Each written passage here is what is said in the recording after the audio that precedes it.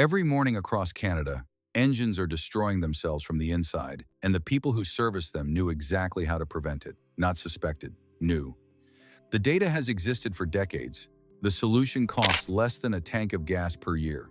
And the dealer who did your last oil change made a different choice. My name is Abraham, and this is Drivin' Broke.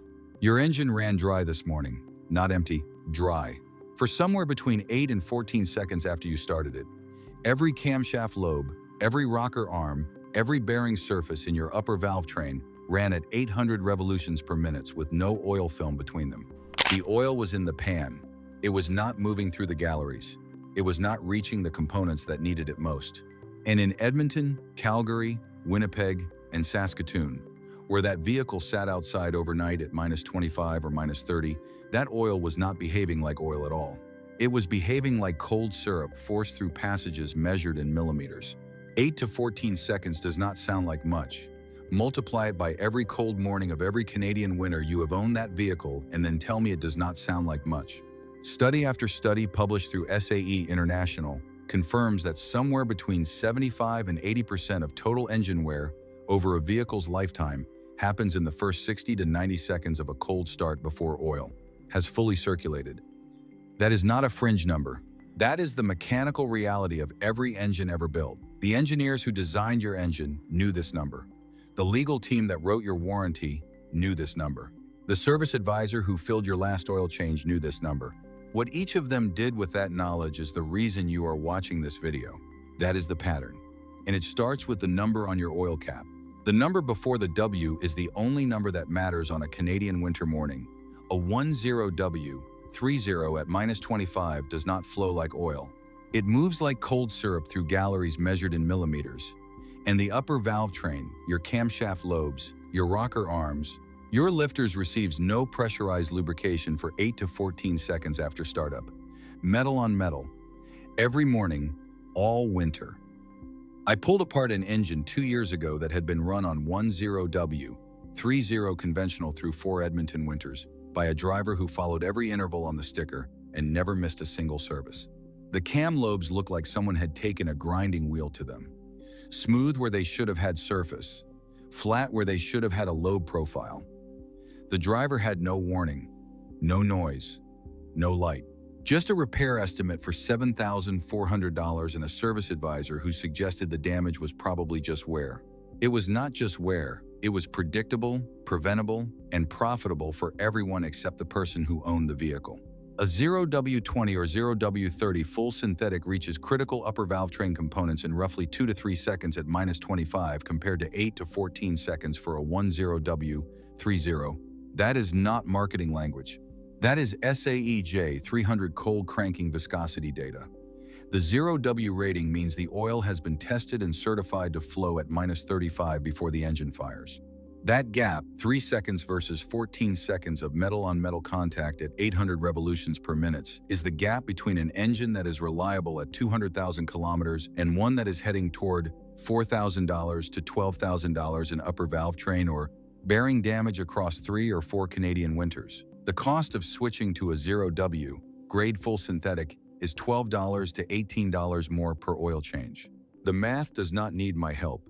Most dealerships in Canada operate on bulk oil supply contracts. One grade, purchased in volume, dispensed to every vehicle that comes through the service bay regardless of that vehicle's cold temperature exposure, parking situation, or commute pattern. The grade is selected for cost and compatibility with the broadest possible range of vehicles, not for outdoor overnight parking in Winnipeg in January. The service advisor who filled your last oil change did not ask whether you park in a heated garage, did not ask how far you drive to work, did not ask what temperature your vehicle sat at last night. They pulled from the bulk tank and moved on. That is not incompetence. That is a supply contract making decisions that should belong to you. And the oil in that bulk tank may have carried a certification symbol that made it look like the right choice. Understand what that symbol actually is. One was formulated to protect the oil company's margin and pass a minimum test. The other was formulated to protect your engine. Both carry the same API SP certification symbol on the label. That symbol is a floor. It is the minimum threshold required to print those letters on a bottle and sell it legally in Canada. The gap between meeting that floor and actually protecting an engine during a cold start at -30 is measurable, and it is significant. The most important anti-wear compound in engine oil is ZDDP, zinc dialkyl dithiophosphate. It forms a protective film on metal surfaces during the high-pressure, low lubrication conditions of a cold start. Economy conventional oils carry ZDDP concentrations adequate for mild temperatures and highway driving. Premium full synthetic formulations from manufacturers who publish their technical specifications carry concentrations that are measurably higher. In some cases, 3 times higher. That difference is the difference between a cam lobe that survives a Thunder Bay winter and one that does not. The NOAC volatility rating tells you how much of the oil burns off during operation. A high NOAC number means more oil consumption, thinner film strength, and faster additive depletion. This matters most during the short, cold trip driving pattern that defines winter commuting in Saskatoon, Sudbury, and Prince George. A premium full synthetic costs $9 to $14 per liter. Economy conventional costs $5 to $7. Premature camshaft lobe wear from inadequate cold start protection costs $2,800 to $5,500 on the vehicles that present it most commonly. That math also does not need my help. But here is what does need explaining. Because the cold start is only part of what is happening to your engine this winter. The second part starts after the engine is running, and it is invisible until it is not. Picture a driver in Montreal, February, -22 overnight, 6-kilometer commute to work, 6 kilometers back. Done it for 3 winters without thinking about it. The engine warms up. The temperature gauge moves to normal. Everything looks fine. What that driver cannot see is what is happening inside the crankcase during those 12 kilometers. Full operating temperature, the temperature required to boil off the moisture and combustion blowby that enters the crankcase every time that engine runs, sits at approximately 93 degrees Celsius at the oil. A 6-kilometer commute at -22 starting from a cold soak does not get there. The coolant temperature stabilizes. The oil temperature does not follow. The moisture from combustion blowby has nowhere to go. It stays in the oil. It accumulates. Every day, every week, all winter. Send that oil to a used oil analysis lab after 8,000 kilometers of that driving pattern and look at the moisture content, the acid number, and the iron particle count. The numbers describe an oil that stopped being a protective fluid somewhere around kilometer 4,000 and has been doing active damage since kilometer 6,000. The dashboard showed nothing. The dipstick showed full. The oil change sticker said the driver had 4,000 kilometers left. Let that sit for a moment. The interval printed in that manual was not calculated for this. The oil life monitor algorithm on that dashboard was not calibrated for a 6-kilometer daily commute at -22 inches Montreal with overnight outdoor parking. Those systems were calibrated for moderate temperatures, mixed driving, and enough highway time to stabilize oil temperature regularly. Extended intervals are also a commercial product. They are a selling feature on new vehicles. They reduce dealer service visits, which sounds like a consumer benefit until you understand that fewer visits means fewer inspections, fewer caught problems, and fewer opportunities for the kind of conversation that would require the dealer to admit the interval is wrong for your actual driving pattern in your actual climate. The interval was not extended because it is better for your engine. It was extended because it tests better in cost of ownership advertising. For a Canadian short-trip winter driver parking outside in Edmonton, Sudbury, or Prince George, the correct interval is 5,000 kilometers or 6 months, whichever arrives first. Not the sticker, not the monitor, the climate and the commute. Drop a comment right now. Tell me what oil you are running this winter, what province you park in, and what temperature your vehicle sat at last night. Edmonton, Winnipeg, Prince George, Whitehorse. I want to see how many Canadian drivers are running the wrong protection for their actual climate. Because what comes next is the part where the individual failures stop being individual. Every failure we have covered so far, wrong viscosity, inadequate additive package, moisture dilution from short cold commutes, an interval that was never designed for your driving pattern, none of them operate in isolation. They stack. And they stack on top of a fourth factor that is specific to Canadian roads and that accelerates every one of the failures above it. Road salt. Not as a surface problem, as a crankcase problem. Canadian winter road maintenance applies sodium chloride and calcium chloride at rates that saturate the road surface and wheel wells of every vehicle in Ontario, Alberta, Quebec, and across the Maritimes from October through April.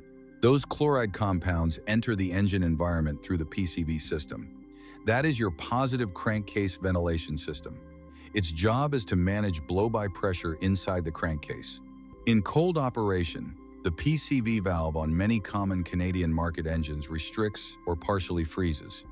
That changes the pressure balance in the crankcase. It increases the rate at which contaminated air moves through the oil. Chloride compounds accelerate oil oxidation. They attack the additive package. They reduce film strength. That gap is where the bearing dies.